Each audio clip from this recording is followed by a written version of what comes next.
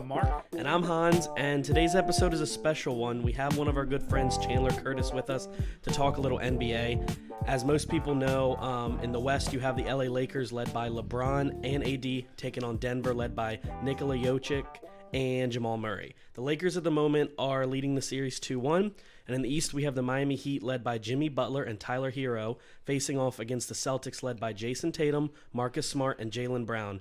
The Heat at this moment are 3-1 against the Celtics. So I ask you, Mark, how are you doing today? I'm doing good. I'm excited. You got his name wrong. It's Chandler Curtis Smallwood Jackson. I'm sorry I messed that up. Yes, I did ask our special guest how he wanted his name written. He did not clarify that with me, so I'm very sorry. So, I added the last two last names just cause. So, Chan, how you doing today, bud? I'm good. How are you guys today? We're good. I can't complain. So I'm a little excited because we get to talk about the NBA. I've been really watching these playoffs, and man, I am really shocked. Like, I didn't pay attention to the season much, but I'm really shocked at this Heat team. Yeah, man. I mean, they're a bunch of gritty players, man, and I'm actually happy. I'm excited to see something different. I think there's something we haven't seen in the playoffs in a long time, and I'm really excited when I watch this Heat team for sure. Oh yeah, they're a bunch of dogs. They just get after it. Like they don't care. They just run, get to every ball, and they just bother you. Yes, they're a complete team, is what I call them. Just all around, great chemistry, and that's a dangerous team, to mess with right now. Yes, I was shocked. I don't know. I know, Christian, you don't really follow the NBA much, but I was shocked. I thought the Celtics really had it. Yeah, I thought they were coming in. I don't watch a whole lot of the NBA. This season's been a little bit different. It was a little bit odd for me, but I wasn't expecting the Heat to come out of nowhere. I was always underestimating Jimmy Butler when he was with other guys, and then now he's by himself. Don't get me wrong, Tyler Hero out of nowhere. Again, nobody expected that, but that team's playing really good. The team, I don't want to call the team nobodies because there are a bunch of players that played well on other teams. Yeah. But like you didn't really know who they were, is what I'm assuming. Is what I'm making the point of. But I watched the game the other night. They were down 20 at half, and then they held the Celtics to 7 points in the third quarter. I'm like, that's just ridiculous. And this Celtics squad is dirty. Like, they are good. But this is 3 straight years eliminated in about the same spot. Yeah, it's I don't know what it is. Like, I think they should be up. It should either be 2-2 or 3-1 Boston. Celtics on paper, I think we're the better team coming into this. I would have thought. Yeah, but you think the Heat are going to close it out, Chan? Yeah, at this point, 3-1. Although the Nuggets out west, they've been showing that anything's possible these last couple series. But I will say, I do like the Heat's chances of advancing to the finals, and it's just a great thing to see, man. And the fact that the Celtics, like you guys said, had it pretty much 3 out of the 4 games, had it in the bag. I mean, in the bag. Yes. And then let this Heat team, claw their way back, and it's exciting, man. It just makes you kind of want to dive back into the NBA again. Yes. Really yes. all that. And so. Yeah. Now, I'm older than you. Because I am the old man of the We group. know. This team reminds me of the late 80s, early 90s Pistons team. Okay. Yeah. So I was going to ask you, like, because we got about a 10-year, 15-year difference. What is this team? Does this team remind you of anybody that you've seen? Yeah, I mean, kind of like that get after it, kind of gritty team. Definitely the Bad Boys, definitely a great comparison. What I like to throw out there is a team that used to be just kind of scrappy. That Phoenix Sun team with Sean Marion, Steve Nash, Okay. Stoudemire, like just kind of, don't really expect too much of them, but they just always come to play ready to win. They kind of give me that kind of little similarities a little bit as well. Yeah. Yeah, they're playing really well. I just love that type of basketball. I mean, Chan knows too. Like, when we talked basketball, I always brought up the 80s, early 90s, where they just beat you up. Like, they just beat you to the loose balls. They had your hand in your face. They pestered you the whole time. It's kind of like how both of you guys know, and I know we're talking NBA, but with me, as you both know, I'm a West Virginia fan, but that's why I enjoy with our college basketball, for example, with the press that we play, that defensive minded. In basketball, you love to see people make shots all day, and I do.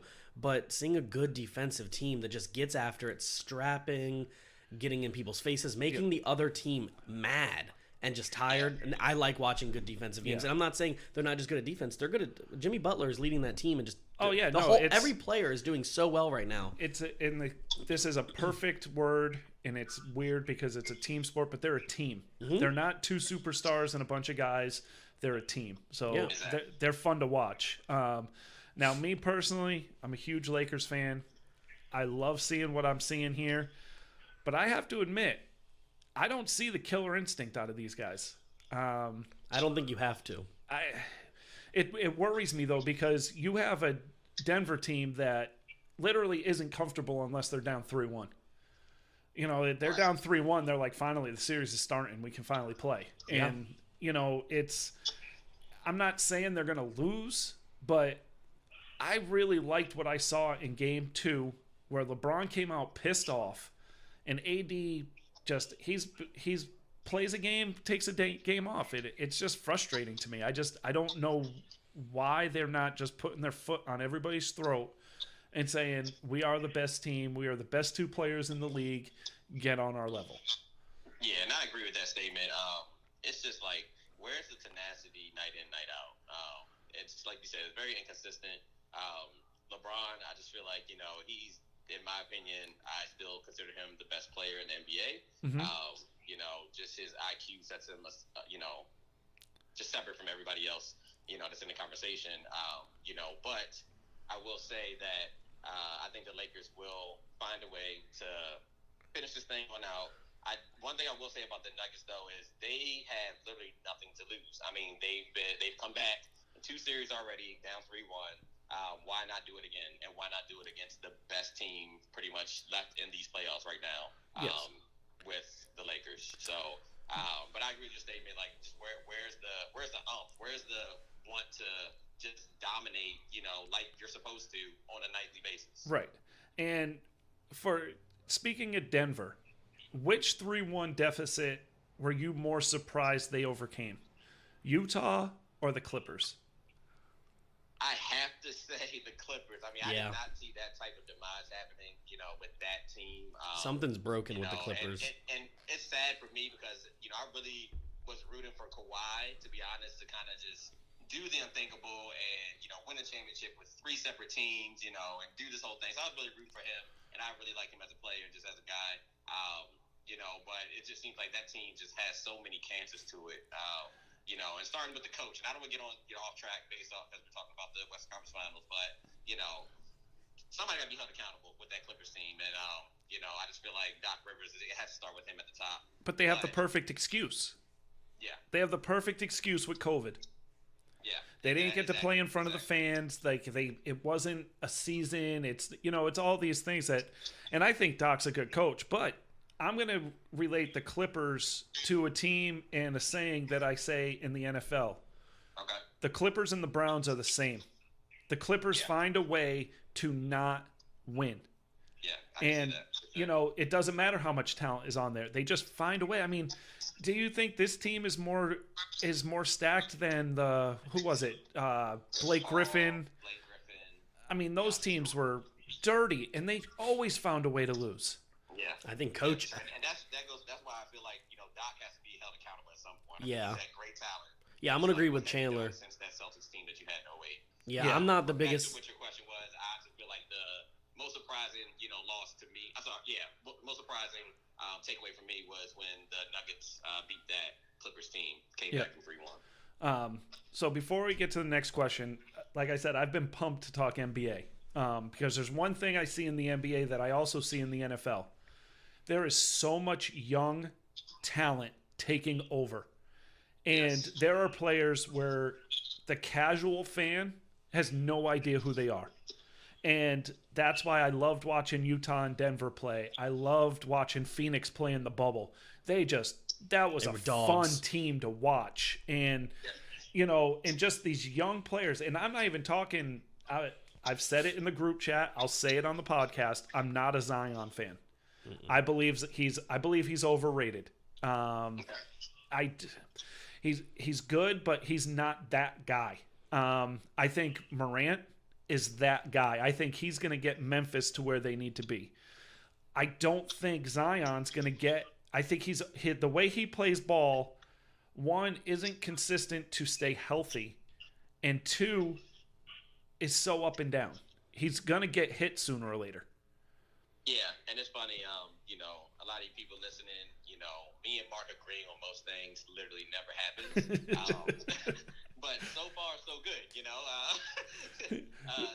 I swear to you, to go on Chan's point there one time, it was raining outside. And I said, oh, man, it's raining. Chan went outside because he didn't believe me. So I wouldn't believe you either, Mark.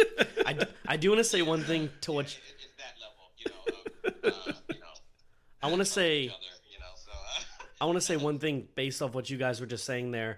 You were talking about all the young guys of the sport. Now, I don't watch a whole lot of NBA. I'm not going to lie. When my Wizards are good, I tend to watch more. It's just one of those things. But I do watch enough to understand most things. The NBA definitely is young, but I have one question, and it's for both of you guys. And it may be Ja Morant, it may be the kid at Dallas. I always forget his name. Luka. Who is the next face of the league? And honestly, when I say this, LeBron, Kobe, Jordan, even not Isaiah Thomas, Allen Iverson, you have these people that just talked a certain way where they had a persona to them, right? Mm-hmm. So my question is, people like Giannis, and this is not an offensive thing, Giannis doesn't talk in an American way where he's the face, right? Luka is not an American player. So who's the player that you want Nike to brand? You want the TV deals, TNT's all about. Who's the next LeBron? Okay, Chan, I want you to answer this because I want to think about it a little bit, but okay. I also have a statement on that will be maybe a hot take or kind of interesting. Okay. But so go ahead, Chandler. Okay, I mean, here's my thing. I think at the moment, if we're talking Nets, I mean, he is a little older, but he's coming off an injury. We see what he does, but you still got to talk about that guy, KD. Yeah. I mean, that dude is that's a bad man, and it's like. He is, when healthy, he's just truly unguardable, to be honest. He's just unguardable. Yes. He still has some good years left if he comes back healthy. I think he's going to do great things out there in Brooklyn. But if we're talking next face of the NBA, I'm leaning towards KD. Obviously, you mentioned Giannis and, some of these other guys.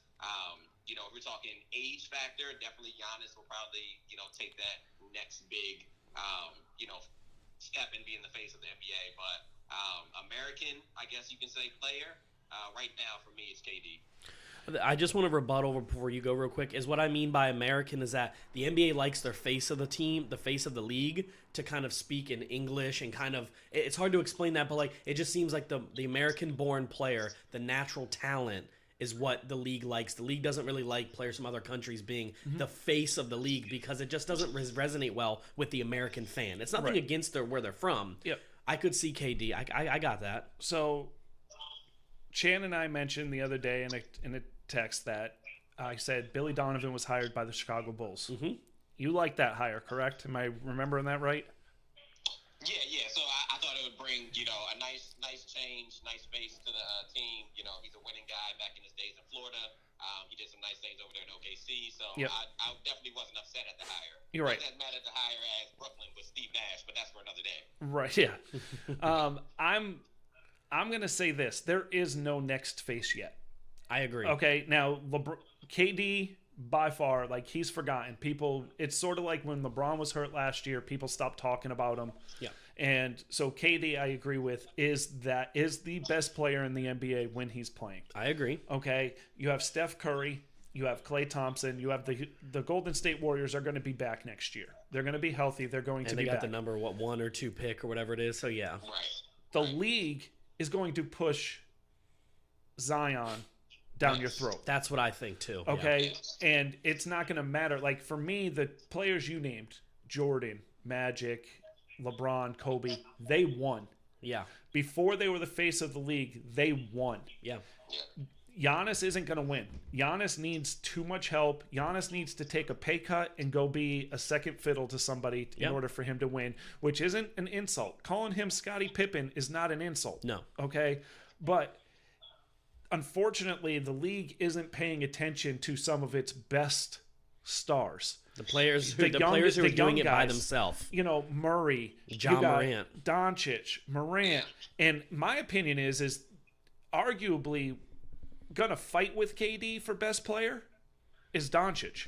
Luka's dirty. And that's what I was about to say next. To me, he resembles that guy. I could be like, I know he does speak English, obviously, but when he talks and just the way he kind of looks at you, he has that like Kobe, I'd say that Kobe AI mentality where it's like, I'm looking at you like I'm better than you, and I'm going to show you right here, I'm going to shoot on you. And not many players have that. I don't want to use the word mama mentality, rest in peace, but when I watched a couple games he played, I was like, dude, this dude's really good. Oh, he's really good. good. He's the real deal. He's really good. I think Dallas got hosed. He has that dog in him. Yes. So to answer your question is I think the NBA needs to do a better job marketing their young players and not fall in love with somebody that hasn't technically played. Okay, you fell in love with Zion at Duke. And unfortunately, college basketball is the same way. ESPN is going to show the big schools, North Carolina, Duke. They always do. Louisville, like those guys. If there's a Ja Morant playing for, God help me, Chan. Murray State, right? Murray State. Yeah, Murray State. Okay, you're not going to know about him unless they're in the tournament. And unless they make a run in the tournament. You're not going to hear about him. And you're not going to hear, like, these guys, like, I know Murray and, what is it? Murray and Murray, right? Utah has Murray too, right? Yeah. The Nuggets have Jamal Murray. And, yeah, and who's the kid for Murphy? Donovan Mitchell. Okay, like casual basketball fans don't know these guys because they didn't go to a big school. And so Donovan Mitchell went to Louisville, if I'm not mistaken, but not very, it's ACC, which is good, but it's but so not that big name. Right. So, and I know you wanted to talk about this. I personally think the answer to this question is by far yes. Okay. Was LeBron snubbed for the MVP? 100% yes. 100%.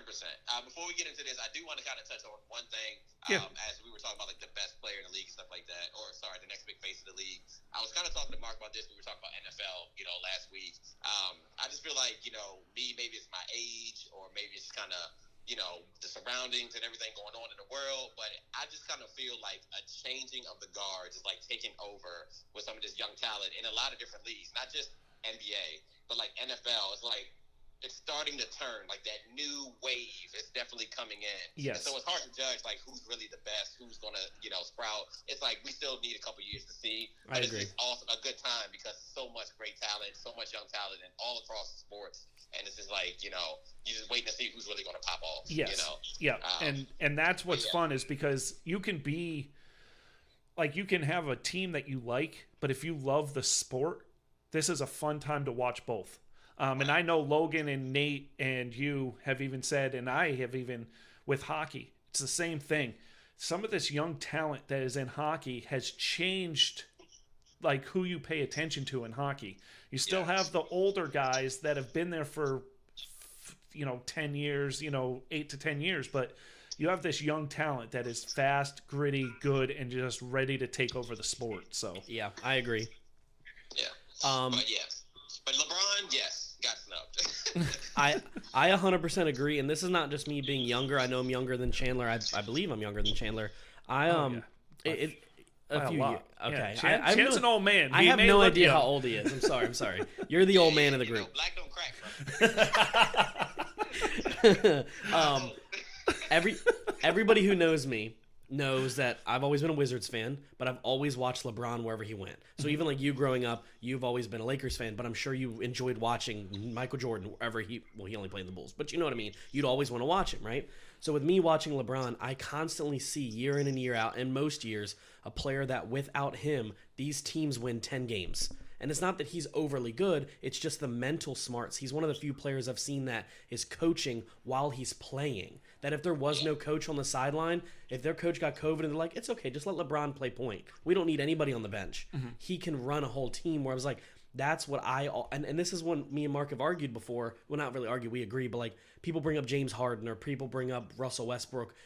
People like, well, they're the most valuable player. So are we going off most valuable player because they score a lot and because they sell tickets? Or are we going to go with most valuable player because that person is so much better and leads his team into the promised land? But once again, he gets snubbed because he is LeBron.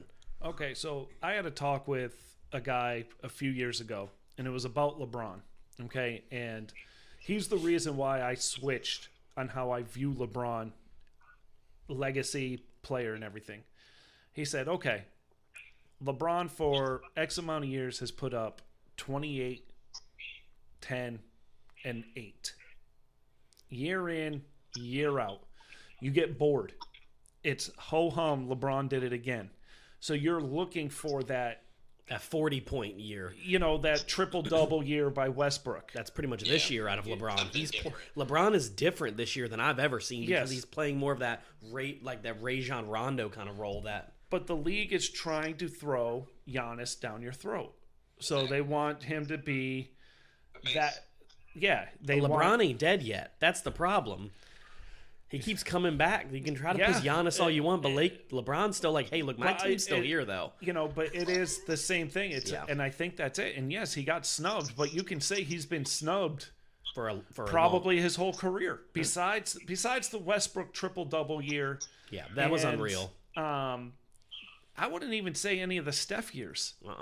I think that it's, but I think he definitely, got snubbed. I think he is one of these guys that is going to go down as second best player to ever play the game. I don't think there's anything he can do to change people in my generation from being better than Jordan. Better than Kobe. Different. They're different. Kobe wouldn't let a team like this lose. He wouldn't take a night off, and he wouldn't allow A.D. to take a night off. Yeah. And so that's where they're different. And Kobe and Jordan are two and the same people. They are the biggest a-holes to play with, but they're the type of person you want to play with because they make you better. So, LeBron to me, yes, probably second, but it's close with him and Kobe for second, I think. I don't know how you feel, Chan. You're Kobe LeBron generation. Like, you've seen all of both.